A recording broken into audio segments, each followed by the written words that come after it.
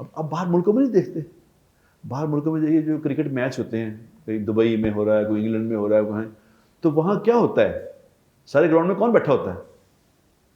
India से match हो रहा है तो इंडियन ही होते हैं, पाकिस्तानी कोई क्यों? ये पाकिस्तानी क्यों नहीं होते? कभी गौर किया इस बात पर? गौर करेगा सब बात में, पाकिस्तानी क्यों नहीं होते? वहां रहते तो पाकिस्तान रहते तो बेशुमार हैं, आते क्यों नहीं ग्राउंडों में?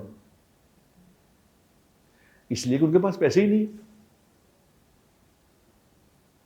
क्यों? कि पाकिस्तानी जो बाहर गया हुआ है, मैं दुबई में देख रहा था अभी, जो पाकिस्तानी बाहर गया हुआ है वो सारा मजदूर तबका है, और जो इंडियन है वो बॉस हैं, वो सारे पढ़े लिखे। उन्होंने 1960 में शुरू किया था। 1960 में जब इंडिया बना है, पाकिस्तान इकट्ठे बने ना, उन्होंने 60 में एजुकेशन शुरू की थी, एजुकेशन पे काम। यानी उन्होंने मेन टारगेट क्या बनाया था? एजुकेशन। तो उन्होंने उस एजुकेशन पे काम कर कर कर कर के 25, 30, 40 साल में अपनी कौम को खड़ा कर लिया। अब जब एजुकेट वो हो गए तो दुनिया में आप देखें, गूगल करके देख लें, बड़ी बड़ी पोस्टों पे जो इंडियन हैं और पाकिस्तानी सारे मजदूर, सब मजदूर, अनपढ़, दुनिया में भी मार खा गए आगे, न दीन का पता न दुनिया का पता। अब हुकूमतों के स्केड्यूल में ये बात ही नहीं होती।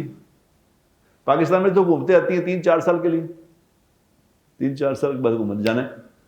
अब वो हुकूमत जिनकी आती बेचारों की, वो इस चक्कर में होते हैं कि किस तरह हम ऐसे काम कर जाएं जिससे अगला इलेक्शन जीत जाएं, जो नजर आए, नजर आने वाले काम करें। अब एजुकेशन पे मेहनत करें, एजुकेशन पे पैसे लगाएं, एजुकेशन को किसी को नजर नहीं आना। क्योंकि एजुकेशन का मामला क्या है कि आज अगर शुरू करेंगे एजुकेशन तो इसको कम से कम 30 साल लग रहे हैं एक नई अगली कौम जनरेशन तैयार करने के लिए।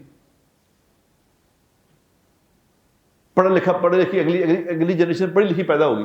हुकूमतों की तरफ ना देखो, अपने आप को देखो, इस पे तवज्जो दो कि मेरे बच्चे जिन स्कूलों में जा रहे हैं वो क्या पढ़ रहे हैं। उन टीचरों से मिलो, जाके देखो टीचर कौन हैं, वो कैरिकुलम देखो, ये क्या पढ़ाया जा रहा है, ये क्या पढ़ रहे हैं, इससे क्या होगा। ये हमारी जिम्मेदारी है। अगर या अय्युहल्लज़ीना आमनू कू अनफुसकुम व अहलीकुम नारा, लोगों जो ईमान लाए हो, अपने आप को, अपनी फैमिली को जहन्नुम की आग से बचाओ।